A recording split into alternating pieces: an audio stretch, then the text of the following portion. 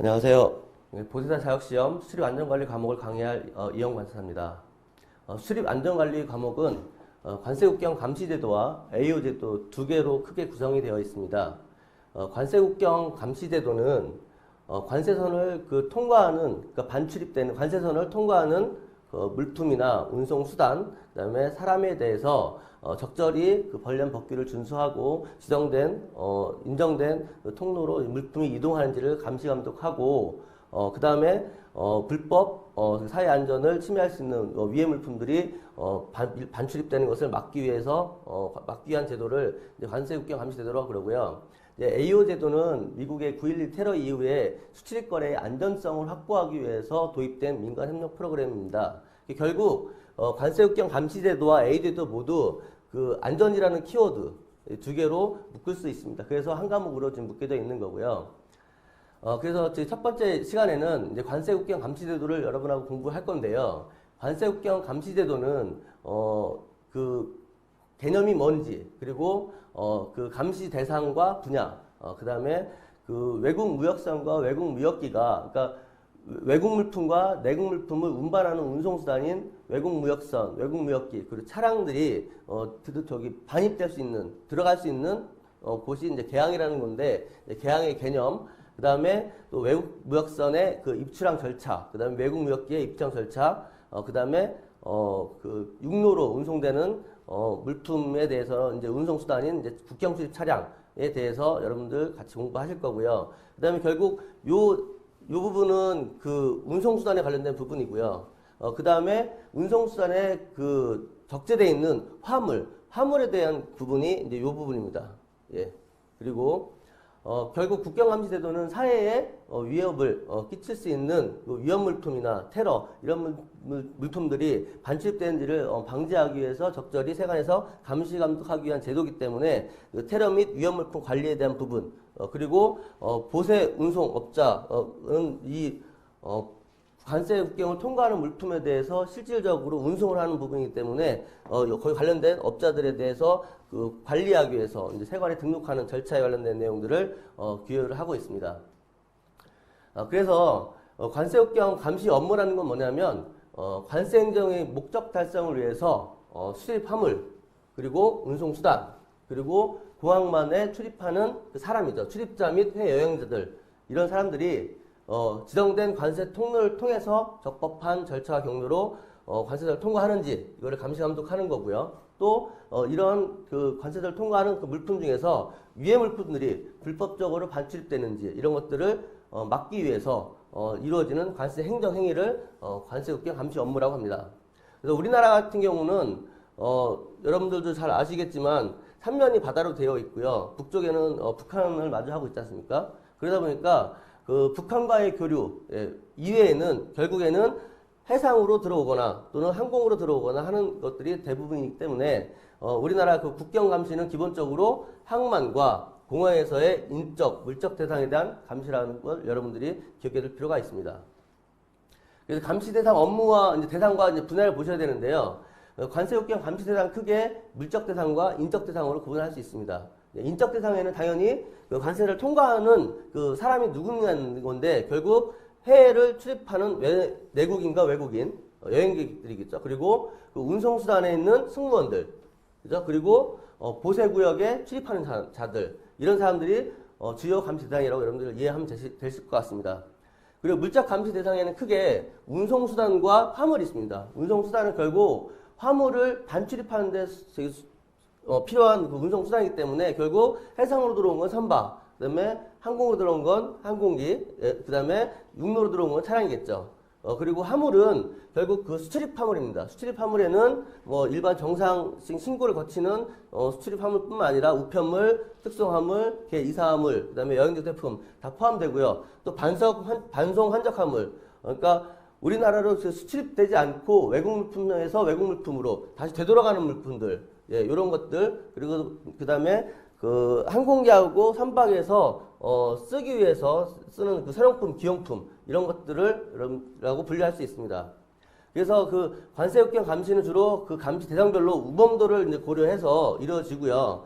인적 감시사의 경우에는 직업, 사회적 지위, 출입국, 목적, 빈도 등에 따라 우범도 차이가 있고, 물적 감시사의 경우는 운송수단, 반입 경로, 신고 내용, 저출국, 그다음 수입업체 및 포장 상태 등에서 우범도 차이가 있다. 여러분들이 이렇게 그냥 참고 삼아 이해를 하고 계시면 될 것 같습니다. 감시 업무 대상과 이제 분야를 살펴보면요. 일단 항만 감시 분야인데요. 이제 선박을 통해서 들어오는 것들이죠. 그래서 입항 전, 그러니까 배가 들어오기 전에는 일단 입항 예정 보고 및 적합 목록 분석에 의한 화물과 선박의 우범성을 분석을 합니다. 우범성이라는 게 카고 셀렉티빌리티라고 해가지고 우범 화물을 모든 물품을 다 검사하거나 이제 볼 수 없기 때문에 그중에 특히 위험성이 있는 화물을 이제 선별해내는 작업이라고 보시면 되겠죠. 그리고 또 세관 감시청에 의한 해상 감시 활동을 수행하는 거죠. 그리고 해상에서 뭐 밀수 출입이 있는지 이런 것들을 감시하는 거겠죠. 그리고 이제 입항 단계에서는 해상에 정박했다 그러면 해상 기본관의 입항 수속구 선언은 통선장을 경유를 해야 된다. 그리고 이제 부두 접안했을 때는 기동반의 출무 수속 직접 나가서 보는 거죠. 현장에서 보는 거죠. 수속을 하는 것. 예, 그리고 부두 감청소를 통과해야 되는 거고요. 그다음에 여기에서 이제 통선장이라는 건데, 그럼 통선의 개념을 이해를 해야 됩니다. 그 통선이라는 거는 보통 그 플라잉 보트라고도 얘기를 하고요.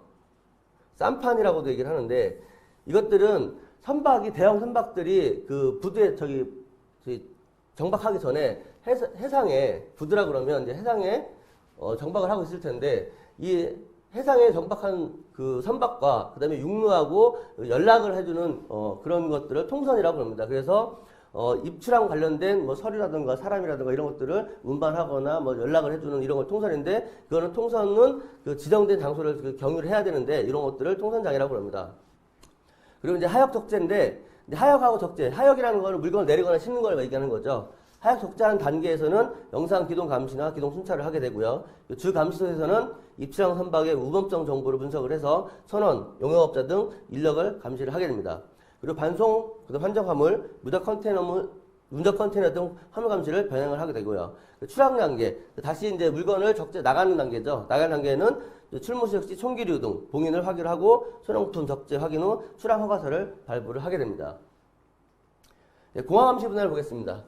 공항 감시 분야도 똑같이 입항 전에는 이제 승객 예약 자료를 입수를 해서 그 APIS라고 하는데 Advanced Passenger Information System, 그래서 승객 정보 사전 확인 시스템, 뭐 보통 다른 기존에 있는 책들에 뭐 여행자 정보 사전 확인 제도 뭐 이런 얘기로 얘기하고 있는데, 승객 정보를 사전에 파악을 해서 우범성 있는 사람들을 선별하고 분석하는 이런 시스템을 APIS라고 합니다. 이걸 분석을 하고요. 그 다음에 착륙 계류 단계에서는 입항 예정 보고 및 여객 명부를 제출해서 여행자 우범성 정보를 분석을 하고요. 그 다음에 기타 화물은 엑스레이 검사를 하겠죠. 그리고 우범 화물 같은 경우는 실에 부착합니다. 그리고 입국장 출입 통로에서는 여행자가 엑스레이 검사를 하고요. 상시 출입자를 검사를 하게 됩니다. 입국장 내 그 순회 검사 직원들이 여행자 동태를 감시를 하고요. 실 부착 화물을 검사를 합니다. 그리고 검사 지정관에서 휴대폰 검사를 지정을 하고요. 필요시 엑스레이 투시기 이런 것들을 정밀 검색을 합니다. 이용해서. 그리고 출항 단계에서는 기용품을 확인하고 그리고 출항 허가를 하게 됩니다. 그래서 결국에는 그 외국 무역선, 외국 무역기가 아무데나 다 들어올 수 있게끔 다 그 허가를 해주게 되면 물품 감시 담석에도 어려움이 있고요. 그 다음에 그쪽으로 감시 담석이 소홀해지는 틈 타서 사회에 안전을 끼칠 수 있는 뭐 테러 물품이라든가 위험 물품들이 반입이 되거나 반출될 수 있기 때문에 외국 물품, 그러니까 외국 물품 수입을 하기 위한 물품들을 실은 그 운송수단이 들어올 수 있는 장소가 지정되어 있습니다. 거기를 열린 항, 그래서 개항이라고 그러는데, 개념상으로는 우리나라와 외국 간 운행하는 외국 무역선이 상시 출입할 수 있는 개방된 항구나 공항을 개항이라고 그러고요. 외국 무역선과 외국 무역기는 원칙적으로 개항을 통해서만 입출항을 할 수 있습니다. 그래서 개항은 수출입 물품 반입, 반출항 지정을 통해서 관리 효율성을 제고하고요. 관리를 집중하기 위한 거죠. 한 곳에 모여 있으면 일정 지역만 감시를 하면 되기 때문에 효율성이 제고되겠죠. 그리고 관세 징수권 확보, 그리고 통관 질서 확립을 위해서 개항을 운영을 하고 있습니다. 그래서 개항은 관세법상 지정되는 거라는 거 여러분들 꼭 기억을 해두시고 계시면 될 것 같고요. 개항에는 세관, 그다음에 법무부 출입국 관리사무소, 검역소 등 외국 무역선과 외국 무역기, 그 다음에 해외 여행자의 입출국에 관한 재반 업무를 수행하는 관련된 기관들이 상주를 하고 있습니다. 통상적으로 좀 쉬운 문제로 많이 출제되는데 이제 몇 번 출제된 거에 있었습니다. 그 개항은 외국무역세 입출항이 자유롭다. 그리고 외국무역을 위한 절차상 필요기관인 세관, 그 다음에 법무부 출입사무소, 검역소 이런 것들이 상주하고 있다. 그리고 보세구역이 정비되어 있고, 왜냐하면 화물을 보세함으로 관리를 해야 되니까요. 그죠? 보세구역이 정비되어 있고 보세운송 관련 편의시설 이런 것들이 완비되어 있어 물품의 보관 또는 운송이 용이하다. 그리고 각종 시설 등이 잘 구비되어 있기 때문에 물품의 적재 하역 환적이 용이하다. 그리고 관세법에 의한 출입허가 수수료 등이 부과되지 않는 등 입출항에 따른 부담이 적다. 근데 이 부분들을 약간 좀 변형을 해서 저희 출제된 적이 있었습니다. 그래서 예를 들어서 이게 지금 그 개항 같은 경우는 저희 출입 허가 수수료가 없는데 출입 허가 수수료가 매우 낮아서 입출항에 대한 부담이 적다. 이런 식으로 변형해서 출제되는 부분이 있는데 했던 적이 있었는데 개항에는 출입 허가 수수료가 없습니다. 여러분들 오해하시면 안 되니까 꼭 잘 기억해 주실 필요가 있습니다. 개항 지정 절차는요, 지자체, 국토교통부, 해양수산부, 공공기관 등이 관세청장에게 선박 항공기, 그다음에 의출입, 화물 하역, 여객 출입 시설을 구비한 항만 등에 대해서, 항만이나 공항에 대해서 외국무역선이나 외국무역기의 입출항을 위한 개항장 지정을 요청을 하면 관세청장은 일단 관할 그 세관장에게 개항 지정에 관한 의견을 조회하고요. 그 다음에 기획재정부 장관에게 지정 건의를 합니다. 그럼 기획재정부 장관은 타당성을 검토를 해서 관계부처 협의를 하고 경제장관 회의를 실시를 하고요. 그리고 법제처에서 관세법 시행령 개정 심사 그리고 국무회의 심의를 거쳐서 대통령이 서명을 하면 개항이 지정되게 됩니다. 그래서 이런 절차들을 여러분들 그냥 기억만 해주시면 될 것 같고요. 또 많이 출제되는 부분이 이제 개항에 대한 지역 요건입니다. 그래서 선박의 입항 및 출항 등에 관한 법률 또는 공항시설법에 의해서 외국무역선이 항시 입출항을 할 수 있을 것. 예, 그리고 국내선과 구분되는 국제선 도용 통로 및 그 밖에 출입국 업무를 처리하는 행정기관의 업무 수행에 필요한 인력, 시설, 장비를 확보하고 있을 것. 그다음에 공항 및 항구의 여객수 또는 화물량 등에 대한 기준을 갖춰야 되는데 공항의 경우에는 정기 여객기가 주 6회 이상 입항하거나 입항할 것으로 예상되어야 되고요. 여객기로 입국하는 여객수가 연간 4만 명 이상이어야 됩니다. 그리고 항구의 경우에는 외국무역선인 5,000톤급 이상 선박이 연간 50회 이상 입항하거나 입항할 것으로 예상될 것. 제가 자유관리 및 관세벌칙을 강의하면서도 여러분께 여러 번 말씀드렸는데 일단 숫자는 여러분들이 꼭 기억을 해두셔야 되고요. 그 다음에 관련된 단서 규정 그리고 5개 이상 열게 되어 있는 것들 이런 것들을 여러분들 좀 눈여겨서 봐주셔야 됩니다. 그래서 개항 지정 요건 부분도 자주 출제되는 부분이기 때문에 여러분들이 잘 기억을 해둘 필요가 있습니다.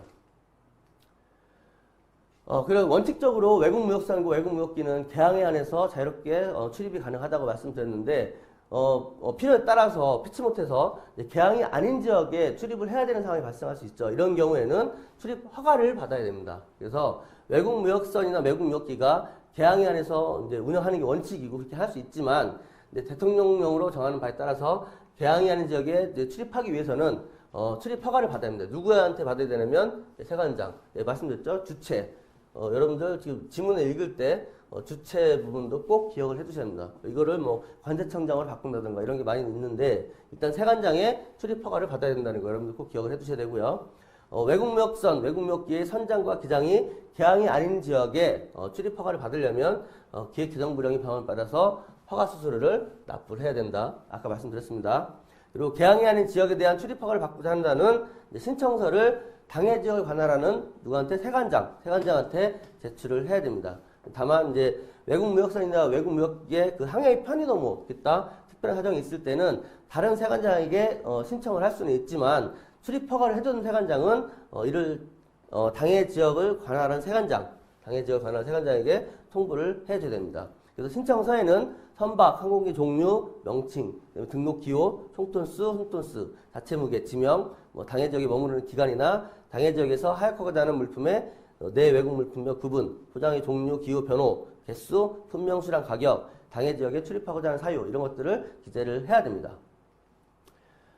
그리고 이제 여러분들 이 부분도 이제 많이 출제되는데 외국무역산의 그 입출항 절차는 이것만 단독으로 나오는 경우도 있고요. 여러 가지 지문들을 그 조합을 해서 나오는 경우도 많은데 외국무역산에 대한 입출항 절차와 내국무역에 대한 입출항 절차가 거의 유사합니다. 그래서 많이 헷갈리긴 하는데 외국무역선과 외국무역에 대한 입출항 절차는 별도로 각각 다른 고시에서 규정을 하고 있습니다.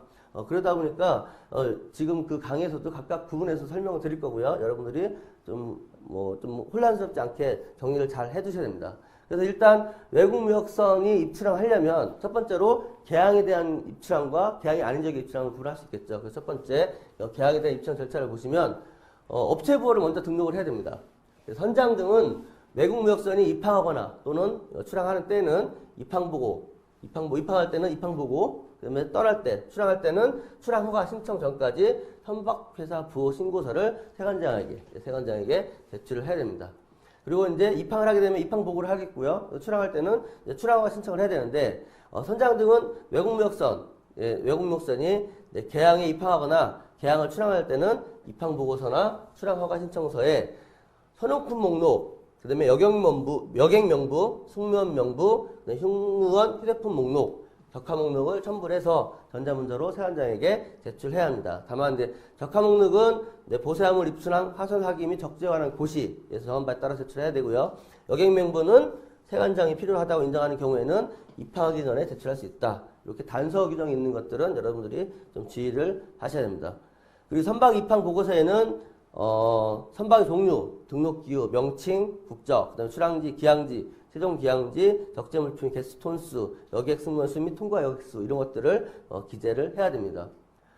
예전에 기출문제 중에서 이런 그 제출 서류, 첨부 서류죠. 선용품 목록이나 선박의 여객 명부라던가, 그다음에 승무원 명부, 그리고 승무원 휴대폰 목록, 적합 목록, 기대 사항에 관한 문제가 한번 출제된 적이 있었는데 여러분들 보시는 김에 잘 정리를 해 두실 필요가 있습니다. 그래서 선용품 목록에는 선박의 종류, 등록 기호, 명칭, 국적 및 입항 연원일, 선용품의 품명수량 가격 등을 기재를 하고요. 그다음에 선박의 여객 명부에는 선박의 종류, 등록 기호, 명칭, 국적, 입항 연원일, 여객의 국적 성명, 성연원일, 여권번호, 승선지 및 상륙지 이런 것들을 기재하도록 되어 있습니다. 그래서 각각의 첨부 서류별 기재 사항에 대해서 여러분들이 좀 시간 나실 때 틈틈이 기억을 해 두시면 될 것 같고요.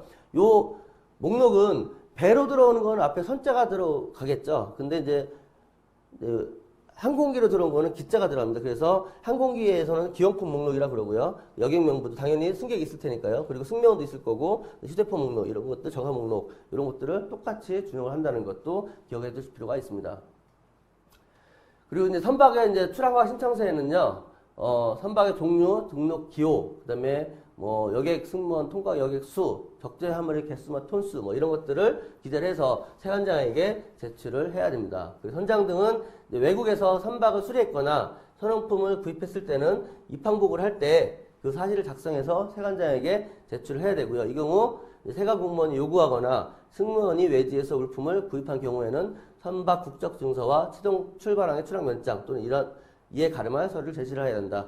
요 지문도 많이 출제되는 부분인데 이거는요 외국에서 그 물품을 구입했으면 그것들이 그 중에서도 과세 대상 물품이 있는지 없는지 이런 것들을 확인하기 위한 거기 때문에 중요하고요. 그래서 좀 몇 번 자주 지문이 등장을 하고 있습니다. 세관장은 이제 감시단속에 지장이 없다고 인정할 때에는 이제 선용품 목록하고 승무원 휴대폰 목록을 첨부를 생략하게 할 수 있다. 이것도 자주 나오는 지문이니까 여러분들 좀 기억을 해두시고요. 또 외국무역선이 개항에 입항해서 물품을 하역하지 아니하고 입항할 때부터 24시간 이내 출항하는 경우 결국 물품을 하역하지 않고 그냥 그대로 나간다는 거잖아요. 이럴 경우에는 적하 목록, 그다음에 선용품 목록, 여객명부, 승무원 명부, 승무원 휴대폰 목록 이런 것들에 대한 제출을 생략하게 할 수 있다. 다만 이제 출무 대상 선박 실제로 그 현장에 나가서 물품에 대해서 확인을 해야 되는 경우 이런 경우에는 세관공무원 출무해서 이거를 진구를 할 수 있습니다. 그리고 선장 등은 전 선장의 등의 사유로 전자문 제출 불가능한 경우에는 이거를 저장 매체로 세관장에게 제출을 해야 된다는 것도 여러분들이 기억을 해놓으시면 될 것 같습니다. 입항보고 제출 시기도 정말 자주 나오는 부분이고요. 여러분 중요한 부분이니까 기억을 해두셔야 되는데 선장 등은 선박이 입항하기 24시간 전까지 입항 예정 보고서를 세관장에게 제출을 해야 합니다. 다만 이제 직전 출항국가 출항부터 입항까지 운항 소요 시간이 24시간 이하인 경우, 결국 근거리겠죠. 예, 근거리 지역인 경우는 직전 출항 국가에서 출항하는 즉시 입항 예정 최초 보고서를 제출해야 합니다. 그리고 입항 예정 보고를 한 선장 등은 선박이 입항해서 부두에 접안하기 전까지 또는 해상에 정박하기 전까지 입항 예정 보고한 내용을 근거로 최종 입항 보고서를 제출을 해야 하고요. 입항 전에 제출하는 여객 명부를 선박 입항 30분 전까지 세관장에게 제출을 해야 된다는 것도 여러분들이 기억을 해둘 필요가 있습니다.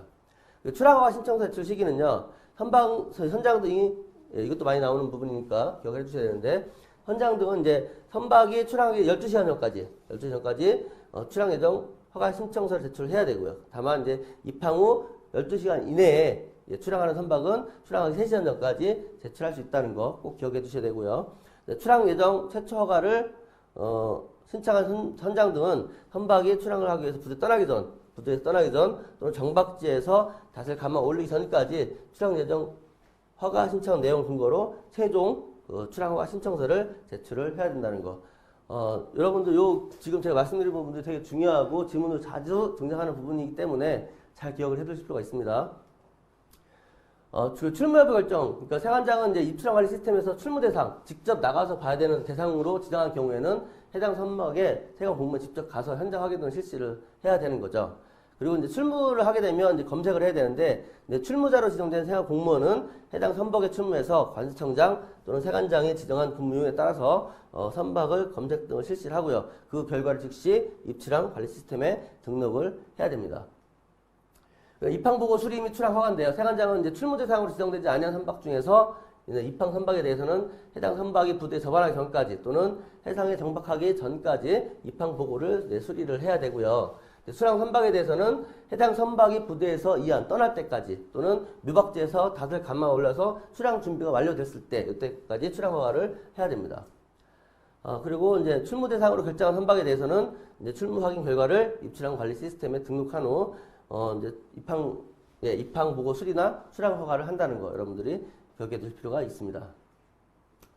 그리고 입항 보고나 이제 출항 허가 신청은 정정 취소인데요. 이제 바꾼다는 거나 아니면 취소를 한다는 건데, 현장 등은 이제 입항 보고 또는 이제 출항 허가 신청 내용을 정정하거나 취소하려는 경우에는 입항 보고 수리 또는 출항 허가 전까지 이미 제출한 입항 보고서 또는 출항 신청서에 정정 또는 취소 내용을 입력해서 전자문서를 세관장에게 제출을 해야 됩니다. 그리고 이제 항내 이동이라는 게 있는데요. 이제 입항 선박이 이제 항내 이동 신고라는 게 있는데, 어떤 거냐면, 선장 등은 입항 보고가 수리된 선박을 항내의 다른 장소로 항내의 다른 장소로 이동을 할 때 신고를 해야 됩니다. 이때 항내 정박 장소 이동 신고서를 세관장에게 제출을 해야 됩니다. 선박이 입항을 하게 되면 그 물건의, 이건 그 감시 대상이기 때문에 그 물건이 어디에 있는지를 정확하게 알아야 되고 그거를 통제를 할 수 있는데, 그 허가를 안 받고 마음대로 이동한다면 물건을 찾을 수 없겠죠. 이런 것을 예방하기 위해서 항내에서 그 위치를 이동할 때는 어디에 있는지 이거를 세관장에게 꼭 그 신고를 해야 됩니다. 그래서 항내 이동 신고를 받은 세관장은 해당 선박의 이동 상황 또는 정박 사항들을 감시를 해야 되고요. 선장 등은 재해나 그 밖에 부당한 사유가 발생했을 때는 그 사유가 종료된 즉시 재해 등 조치 경과 보고서를 세관장에게 제출을 해야 합니다. 그리고 이제 개항이 아닌 지역에 있는 입장 절차를 여러분들 살펴보셔야 되는데요. 일단 첫 번째 출항 허가를 신청을 해야 되겠죠. 그래서 개항이 아닌 지역에 대한 출입 허가를 받고자 하는 자는 신청서를 당해 지역을 관할하는 세관장에게 제출을 해야 됩니다. 그래서 신청서에는 선박 또는 항공기 종류, 명칭, 지역, 당해 지역에 머무르는 기간, 그 다음에 당해 지역을 출입하는 사유 이런 것들을 다 기재를 해야 되고요.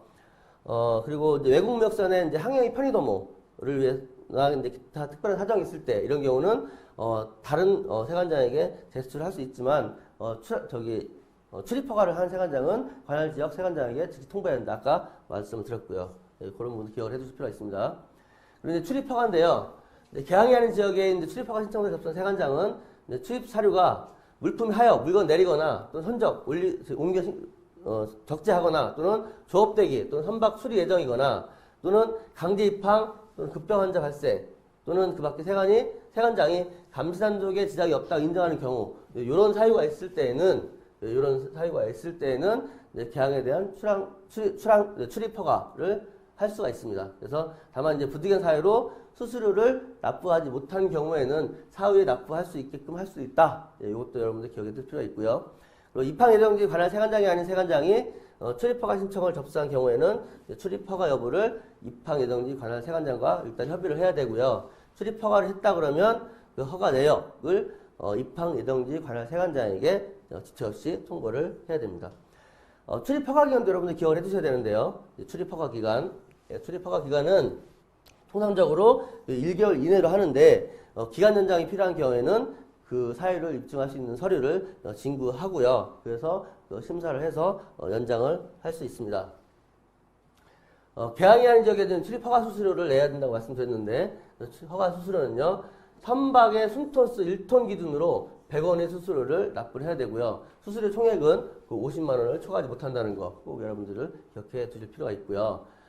세관장은요. 그러니까 법령의 규정에서 강제로 입항한다거나 급병 환자, 그다음에 항해 중 발견한 밀항자 또는 항해 중 구조한 조난자나 조난 선박 또는 조난 화물 등의 하역 또는 그 인도를 위해서 일시 입항하는 경우, 그다음에 위험물품, 오염물품, 이에 진화 물품의 취급이나 유선의 청소, 가스 발생, 선박의 가스 제거 작업 이런 것들을 위해서 법령이나 권한 있는 행정관청이 정하는 일정 장소에 입항하는 경우, 그리고 개항이 되게 좁아가지고 입항 여건이 좋지 않다 그러면 관세청장이 정하는 일정한 장소에 입항하는 경우, 이런 경우에는 예, 출입허가 수수료를 징수하지 않고요. 당해 지역에 머무르는 기간이 개시일까지 해당 출입허가를 또 취소를 했다 그러면 징수한 수수료를 반환하게 된다는 것도 여러분들이 기억을 해둘 필요가 있습니다. 그 다음에 여객선인데 승객용 화물관리인데요. 근데 개항이 아닌 지역에 입항한 여객선, 여객선 관광 목적으로 입항한 크루즈는 제외하고요. 개항이 아닌 지역에 입항을 했다. 그러면 원상을 회복해서 최초 입항 예정항으로 출항할 때까지 전원 선내에 대기함을 원칙으로 한다는 거 꼭 기억을 해두셔야 되고요. 근데 세관장은 감시 단속장에 문제가 없다고 판단이 됐다. 그럴 때는 여객은 통선장 또는 출국 대합실에 일시 하선을 시킬 수 있고요. 그리고 이때 여객한테는 신변용품 중 귀중품만 지참을 하고 그 밖의 휴대폰은 선내에 보관하도록 해야 됩니다. 왜냐하면 그걸 가지고 그 육지로 그 반입을 하게 되면 수입이 발생을 해야 되니까 과세를 해야 되는 이런 문제가 발생을 하기 때문에 가능하면 귀중품만 지참을 하고 그 밖의 휴대폰은 선내에 보관하도록 한다는 거 여러분들 기억을 해두시고요. 여객을 출국 대합실에 일시 하선시킬 때는 감시원을 배치해서 감시를 해야 되고요. 밀항자가 있을 수도 있고요. 그렇죠? 그러니까 이것도 감시해야 되고 대기 시간은 이제 6시간을 초과하면 그 대기하는 사람들 되게 많이 지치거나 힘들기 때문에 이런 경우에는 여객이 이제 화선을 요구했다. 이럴 경우는 여기를 하선시킬 수 있고요. 이때 휴대폰 검사는 당연히 해야 될 거고요. 이때 선내 휴대폰하고 신변용품만 검사하고 면세 통과를 할 수 있는 거는 면세 통과를 할 수 있고요. 여행자 휴대폰 신고서를 이제 기재해서 교부하도록 해야 합니다. 그리고 선박에 적재된 기타 화물하고 이제 예치 물품, 현장 검사 통해서 유치된 물품에 대해서는 검사 종료 후 일괄해서 최초 입항 예정 세관으로 전량 보세 운송을 해야 된다는 거. 그리고 보세 운송 물품은 입항 예정 세관에서 통관하는 것을 원칙으로 한다. 다만 입항지에서 통관이 필요하다고 인정된 물품은 입항 예정 세관과 협의해서 통관을 할 수 있다는 것도 여러분들이 같이 기억을 해둘 필요가 있습니다. 그 다음에 이제 외국 무역선의 이제 내항선 전환 절차인데요. 외국 무역선은 무역을 위해서 우리나라와 외국을 운항하는 선박을 외국 무역선이라고 하고, 내항선이라는 거는 국내만 운항하는 선박을 내항선이라고 합니다. 그래서 이제 자격전환을 해야 되는데 외국 무역선이 내항선으로 전환을 하거나 내항선이 외국 무역선을 전환을 할 때는 세관의 승인을 받아야 됩니다. 되게 중요한 부분이라서 여러분들 기억을 해두셔야 되는데, 그래서 전환 승인을 받아야 된다. 그래서 전환 승인을 받기 위해서 신청을 하는 건데, 현장 등은 내항선을 외국 무역선을 전환할 때 내항선, 국내만 운행하는 선박을 우리나라와 외국을 왕래하면서 무역을 하기 위한 선박으로 전환할 때는 선박전환 신청서에 승무원 명부, 승무원 휴대폰 목록, 소령품 목록을 첨부해서 전자문서 현장에 제출해서 승인을 받아야 됩니다. 예, 그리고 이때는 이제 해양수산부 장관이 발급한 해상화물 운송 사업 등록증 4번이나 해양수산부 장관 또는 지방해양항만청장이 교부한 사업계획 변경 신고서 4번, 그 다음에 해양수산부 장관이 발급한 업허가증 4번, 그 다음에 선박검사 증서, 이밖에 세관장이 필요하다고 인정하는 서류를 제출을 해야 됩니다. 그 전환 승인 요건도 여러분들 좀 주의해서 이제 기억을 해두셔야 되는데요. 세관장은 외국무역선으로 전환하는 내항선이 다음에 해당되는 때는 전환 승인을 이제 해야 되겠죠. 그래서 잘 안 내어지는데 지문이 되게 많고요. 헷갈립니다. 그래서 근데 이분들이 많이 나오는 그런 지문들이기 때문에 여러분들 잘 기억해 두실 필요가 있는데요. 첫 번째로는 이제 해상 화물 운송 사업 등록증상의 사업의 종류가 외항전기 화물 운송 사업, 외항전기 화물 운송 사업으로 등록되어 있는 선박인 경우는 당연히 전환 승인 해줘야 되고요. 그다음에 또 해상 화물 운송 사업 등록증상의 사업의 종류가 외항 부전기 화물 운송 사업으로 되어 있을 때는 선박은 이제 항로 및 사업계획서의 내용이 무역을 위해서 왕래를 한다고 인정되는 경우, 인정되는 경우, 그리고 해상 화물 운송 사업 등록증상의 사업의 종류가 냉동 운반 외항 부전기 운송 사업으로 등록되어 있는 선박은 항로 및 사업계획서 내용이 무역을 위해서 외국에 왕래한다고 인정되는 경우하고요. 수출신고 수리 물품을 우리나라로 운반하기 위해서 운항하는 선박으로 인정돼야 되는 거고, 지금 약간씩 차이가 있기 때문에 여러분 잘 기억해야 됩니다. 전기 화물 운송 사업은 지정된 노선으로 그것을 반복적으로 운송하는 거기 때문에 이런 건 당연히 그냥 전환 승인을 해줘야 되겠지만, 부전기라는 말들은 일정한 그 기간이나 그 루트나 이런 거 있는 게 아니고 필요할 때마다 일시적으로 이루어지는 거기 때문에 이런 것들은 추가적으로 저희 조건이 붙는다는 거 여러분들 꼭 기억을 해두셔야 됩니다. 그리고 해상 화물 운송 사업 등록을 하고 내항 화물 운송 사업 종사 선박이 지방 해양 항만청장이 교부한 사업계획 변경 신고 수리서를 첨부해서 전환 승인을 신청했다 이럴 경우는 이제 외국에 왕래한다고 인정되는 경우여야 되고요. 그다음에 해상 운송 사업 해상 여객 사업 해상 여객 운송 사업 면허증 교부 선박은 항로 기점, 종점 등을 검토해서 외국에 왕래한다고 인정되는 경우, 그리고 이제 수산업법에 따라서 영해외 수역을 조업구역을 해서 허가증을 교부받는 선박인 경우, 그 다음에 외국 무역선이 세관장으로부터 내항선 전환 승인을 받아서 내항선 운항을 종료한 경우, 그 다음에 예인선, 요트, 용선, 실습선, 그 밖의 선박 등 관계기관의 승인서 등 이런 선박들은 관계기관의 승인서 등 관련 서류를 검토해서 전환에 적합하다고 인정되는 경우, 이런 경우에 세관장은 전환 승인을 해야 됩니다. 그래서 많이 헷갈리는 부분이기 때문에 여러분들 다시 한번 말씀드리지만 잘 정리를 해 두실 필요가 있습니다. 그 다음에 이제 외국무역사에서 내항선 전환인데요. 이제 전환 승인 신청을 당연히 해야 되고요. 선장 등은 내항선 전환 승인 신청서를 세관장에게 제출해서 승인을 받아야 됩니다. 어떤 경우냐면 사업계획 변경으로 내항선에서 외국무역 전환한 선박이 운항을 종료를 했다. 또는 폐선 또는 감축 예정인 외국무역선이다. 또는 장기간 운항 계획이 없다. 그래서 정박 또는 수리 예정인 선박이다. 또는 외국무역선이 해양수산 장관으로 일시 국내 운송을 위한 사업계획 변경신고를 수리를 받아 변경신고 수리를 받은 선박일 경우나, 그리고 외국 무역선으로서 자격이 만료되거나 상실된 선박이거나 이런 경우에는 승인을 받아야 된다는 거. 그다음에 선장 등은 이제 전환 승인을 신청을 할 때 승무원 휴대폰 목록과 소형품 목록을 제출해야 되고요. 세관장은 이제 필요한 경우 해양수산부 장관 또는 해양항만청 장관이 교부한 사업계획 변경 신고서 이런 것들을 제출을 추가로 해야 됩니다.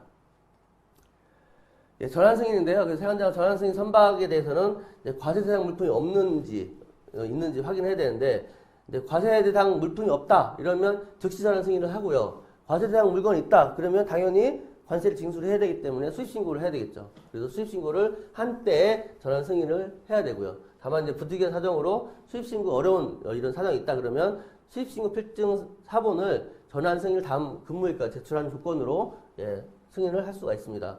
그리고 과세 대상 물품이 있을 때, 그러니까 선장 등 외지에서 구입한 선용품이 남아있다. 그 선내에서 다 쓰면은 과세를 안 하는데 남아있다. 그러면 그 잔존물에 대해서는 유리나 뭐 이런 것들은 과세를 해야 되니까 이런 과세 대상 물품들은 수입통관부서에서 신고를 해야 되고요. 그러면 신고한 다음에 관세를 납부해야 될 물품이라 그러면 관세를 납부를 해야 되겠죠. 그리고 또 다른 화물의 적재가 제한되어 있습니다. 그래서 전환 승인을 신청을 할 때는 승무원 휴대폰하고 선용품을 제한 다른 화물이 적재되어 있지 않아야 됩니다. 그리고 다른 화물 적재되어 있는 상태에서 전환을 한다. 이러고 할 때에는 이제 품명, 규격, 수량 그 사유를 반드시 기재를 해야 되고요.